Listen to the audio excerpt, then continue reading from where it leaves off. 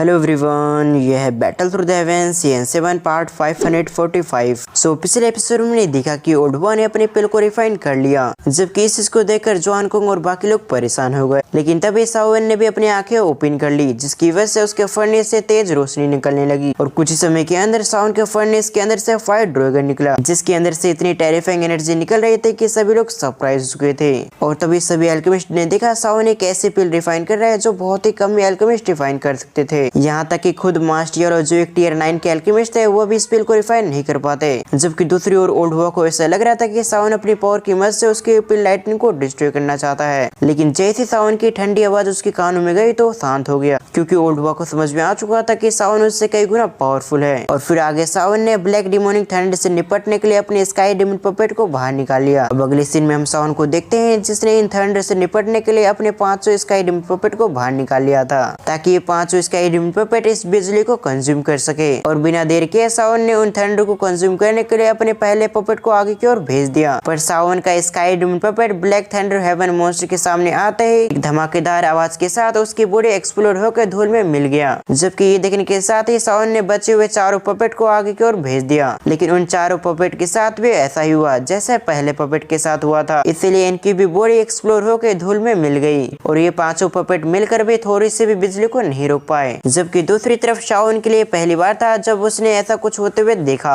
पर इसके साथ ही सावन को ये बात समझ में आ गई कि उसका स्काई डेमन पपेट इस ब्लैक थंडर की टेरिफाइंग पावर को कंज्यूम नहीं कर पाएगा। इसलिए अब सावन के पास एक ही ऑप्शन बचा कि अब उसे पर्सनली इससे निपटना होगा, तभी जाकर सावन इस ब्लैक डिमोनिक थंडर से छुटकारा पा सकेगा। और बिना देर के सावन ने अपने फायर ड्रैगन के साथ आसमान में आ गया, जो देखते ही डिमोनिक ब्लैक थंडर काफी तेज से सावन की ओर बढ़ने लगी। जबकि ये देखते ही सावन अपने हाथों को स्लोली बंद करने लगा और सावन के ऐसा करते हेवन और अर्थ की एनर्जी उसके हाथों में जमा होने लगी, क्योंकि एक डॉसिंग एक्सपर्ट अपने चारों तरफ हेवन और अर्थ की एनर्जी को कंट्रोल कर सकता था। और इस जगह पे मैं आप सभी को बता दूं, एक डॉसिंग एक्सपर्ट इतना पावरफुल होता है कि उसके शरीर में अगर दुई की ना भी हो तब वो किसी को भी मार सकता था। और यही डॉसिंग एक्सपर्ट की खासियत थी और यही खासियत डॉसिंग एक्सपर्ट को टेरिफाइंग बनाता है। और अभी प्रेजेंट में सावन अपने हाथों पे एनर्जी को इकट्ठा करने के बाद उस ब्लैक डिमोनिक थंडर की ओर बढ़ने लगा। और तभी सावन ने कहा ब्रेक। ये कहने के साथ ही सावन ने उस ब्लैक थंडर पे अपना मुक्का जड़ दिया और जैसे ही दोनों टेरिफाइंग पावर आपस में टकराए उसी समय इस जगह की स्पेस पूरी तरह से फट गई और अगले पल इस जगह से एक टेरिफाइंग एनर्जी निकलने लगी, जो इतनी पावरफुल थी कि उसे शब्दों में भी बयान नहीं किया जा सकता। जैसे कि पास ही में ओल्डबॉय का भी 9 कलर पिल थंडर मौजूद था और इन दोनों की टकराव से जो टेरिफाइंग एनर्जी निकली उसकी वजह से ओल्डबॉय का 9 कलर पिल थंडर डिस्ट्रॉय हो गया। और इस बात से हम सभी को यह अंदाजा हो चुका था कि आखिर ये अटैक कितना पावरफुल होगा। जबकि अपनी मेहनत को बेकार होता देखकर ओल्डबॉय पूरी तरह से सरप्राइज हो गया। उसे बिल्कुल भी समझ में नहीं आ रहा था कि आखिर 9 कलर पिल थंडर इतनी आसानी से कैसे डिस्ट्रॉय हो सकता है। जबकि दूसरी ओर आसमान में एक टेरिफाइंग एनर्जी वेव फैल चुकी थी, साथ ही हजारों मीटर का स्पेस पूरी तरह से फट चुका था और देखने में ये सीन कुछ ऐसा लग रहा था जैसे कि ये स्पेस कभी भी गिर जाएगा। जबकि इस जगह के माहौल को देखकर कई सारे लोग काफी ज्यादा डर गए। साथ ही इस जगह पे जो एक्सपीरियंस एडेड थे उन्होंने भी ऐसी तबाही काफी कम देखा था। साथ ही ये एनर्जी वेव इतना खतरनाक था कि कई सारे पावरफुल एल्डर्स भी आगे जाने से डर रहे थे, क्योंकि वो सभी एल्डर्स साफ महसूस कर पा रहे थे अगर उन्होंने आगे जाने की हिम्मत की तो उनके सोल टूट के बिखर जाएगी, यानी कि मौके पे उनकी मौत हो जाएगी। सीन सेप्टोकोरा में इन एल्डर्स से हटकर सीनियर एल्डर्स को देखते हैं जो स्टोन प्लेटफॉर्म पे खड़े हुए थे। तब एक सीनियर एल्डर ने कहा सावन पागल हो चुका है, जो उसने ब्लैक डिमोनिक थंडर से हैंड टू हैंड मुकाबला करने के बारे में सोचा, क्योंकि उसने ऐसा करके ब्लैक डिमोनिक थंडर को काफी कम आंक लिया है। लेकिन हम सभी को अच्छे से मालूम है कि ब्लैक डिमोनिक थंडर काफी ज्यादा पावरफुल है और किसी आम एक्सपर्ट के लिए ब्लैक डिमोनिक थंडर को रोकना या फिर डिस्ट्रॉय करना लगभग नामुमकिन सा है। जब ये सभी सीनियर एल्डर सावन के बारे में बातें कर रहे थे तब दूसरी ओर हम ग्रेट एल्डर को देखते हैं, जिन्होंने शांति से उन सभी की बातों को सुनते हुए कहा सावन की स्ट्रेंथ 1 स्टार डॉसिंग की है और उसकी स्ट्रेंथ के साथ ब्लैक डिमोनिक थंडर से निपटना ज्यादा मुश्किल नहीं होगा। मतलब ग्रेट एल्डर साफ कहना चाहते थे कि सावन 1 स्टार डॉसिंग के साथ ब्लैक डिमोनिक थंडर से आराम से निपट लेगा। साथ ही इस जगह पे हमें जानने को मिलता है कि ब्लैक डिमोनिक थंडर की क्वांटिटी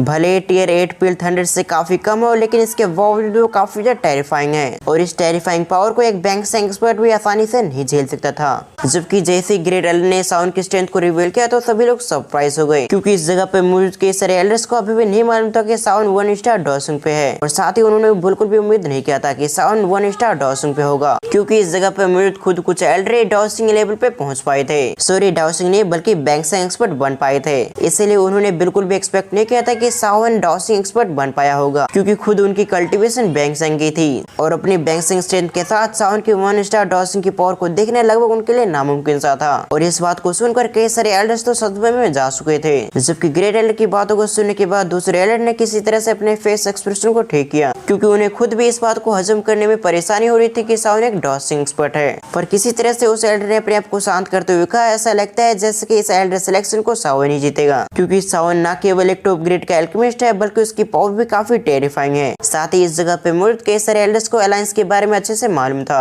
इसलिए जैसे सावन ने अपनी एल्केमी स्किल और अपनी पावर की वजह से सभी को सरप्राइज किया तो बाकी एल्डर्स भी इसके बारे में बातें करने लगे। जबकि अलायंस की बातों को सुनने के बाद ग्रेट एल्डर ने कुछ सोचते हुए कहा, बेशक हमारे पिल टावर के लिए किसी अलायंस को क्रिएट करना या फिर उससे जोड़ना हमारे पिल टावर के नियम के खिलाफ है, क्योंकि पास्ट में हमारे फाउंडर्स और एल्डर्स ने मिलकर डिसीजन लिया था कि हम कभी भी किसी भी अलायंस से नहीं जुड़ेंगे, लेकिन पहली बार ऐसा हो गया जब हम किसी अलायंस से जुड़ने वाले हैं, और वह भी अभी की सिचुएशन को देखते हुए, क्योंकि अभी की सिचुएशन पहले से काफी ज्यादा डिफरेंट है। होल ऑफ सोल और उसके पीछे हून क्लैन दिन पे दिन काफी ज्यादा पावरफुल होते जा रहा है। साथ ही हमारे इंफॉर्मेशन के थ्रू हमें मालूम है कि होल ऑफ सोल और हून क्लैन काफी ज्यादा सोलो को इकट्ठा कर रहा है, और इसके पीछे हो न हो होल ऑफ सोल और हून क्लैन का कुछ प्लानिंग चल रही है, और अगर एक बार होल ऑफ सोल और हून क्लैन का प्लान सक्सेसफुल हो गया तो उनके प्लानिंग से कोई भी नहीं बच पाएगा। इनफैक्ट हमारा पिल टावर भी होल ऑफ सोल का सामना नहीं कर पाएगा, इसीलिए पिल टावर को सर्वाइव करने के लिए हमें किसी अलायंस से जुड़ना ही होगा। जबकि ग्रेट एल्डर्स की बातों को ध्यान से सुनकर और उसे अच्छे से समझकर बाकी एल्डर्स ने नोट कर दिया, और इसी तरह से उन सभी एल्डर्स को आपस में बातें करते हुए लगभग 10 मिनट लग गए, और इन 10 मिनट के दौरान इस जगह पे जो भी टेरिफाइंग एनर्जी मौजूद थी वो सभी धीरे धीरे करके डिसिपेट होना शुरू हो चुकी थी,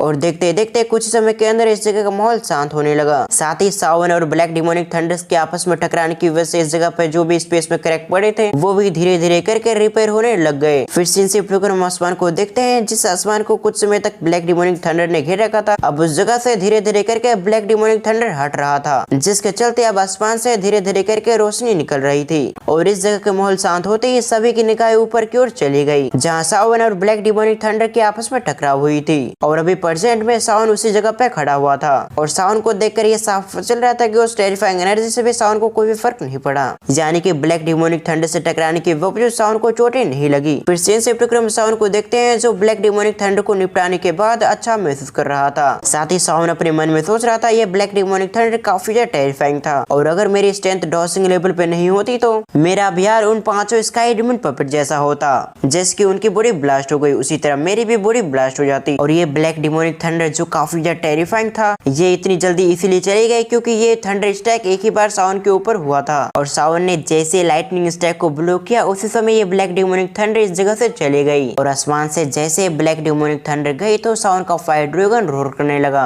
जिसके साथ ही उस फायर ड्रैगन से एक तेज एनर्जी निकली, और इसके साथ ही एक धमाके के साथ फायर ड्रैगन ब्लास्ट हो गया, और इस फायर ड्रैगन के ब्लास्ट होते ही सभी की आंखों के सामने एक पीला चुकी थी, जो बिना देरी के इस जगह से भागने की कोशिश करने लगी। जबकि दूसरी ओर सावन उस पिल को भागता देख उसके चेहरे पे स्माइल आ गई, और अगले पल सावन किसी भूत प्रेत के जैसे उस पिल के सामने आ गया। उस पिल के सामने आते ही सावन ने जल्दी से उस पिल को अपने हाथों में पकड़ लिया, जबकि जैसे सावन ने उस लाइटनिंग या फिर पिल को पकड़ा उसी समय वो काफी गुस्सा हो गई। अगले पल उसकी बॉडी किसी बीस्ट में ट्रांसफॉर्म हो गई, और बिना देर के उस बीस्ट ने सावन पे अपने पंजों से अटैक कर दिया। जबकि ये देखते ही सावन ने अपने पाम को सामने कर दिया, और जैसे सावन का पाम और उसका पंजा आपस में टकराया उसी समय वो बीस्ट सावन के पावर के इम्पैक्ट से पीछे जा गिरा। जबकि इसकी सिचुएशन को देखते हुए सावन को हंसी आ रहा था, पर किसी तरह से सावन ने अपने आप को संभाल कर एक बार फिर से उस बीस्ट का पीछे करने लगा। जबकि दूसरी ओर वो बीस्ट सावन को अपने पीछे आता देख वो उस जगह से भागने लगा, और भागते भागते उसकी बॉडी एक पर्सन में ट्रांसफॉर्म होने लगी। जबकि उसकी इस ट्रांसफॉर्मेशन को देखने के बाद सावन पूरी तरह से सरप्राइज हो गया, क्योंकि सामने खड़ा पर्सन बिल्कुल उसी की तरह दिख रहा था। जबकि ये देखने के बाद सावन के चेहरे पे स्माइल आ गई, क्योंकि सावन को काफी ज्यादा इंटरेस्टिंग लगा कि इस पिल ने अपने आप को बचाने के लिए सबसे पहले एक बीस्ट में ट्रांसफॉर्म होकर उस पर अटैक करने की कोशिश किया, और दूसरी बार उसने अपने आप को बचाने के लिए अपने आप को ही सावन में ढाल लिया, यानी कि उसका रूप ले लिया। उसकी ट्रांसफॉर्मेशन को देखने के बाद सावन ने अपने मन में कहा ये सचमुच एक टियर 9 की प्रीसियस पिल कहलाने के लायक है, और साथ ही मैंने ये बिल्कुल भी एक्सपेक्ट नहीं किया था कि टियर 9 की पिल ह्यूमन फॉर्म भी ले लेगी। और सावन इस बात को अच्छी तरह से जानता था अगर ये पिल इस जगह जगह से भाग गई तो ये अपने आप को किसी बीस्ट या फिर किसी और चीज में ट्रांसफॉर्म कर देगी और उसी तरह से वो हरकत भी करेगी। और इस जगह पे मैं आप सभी को बता दूं, अगर कोई टियर 7 या फिर उससे ऊपर की पिल होती है तो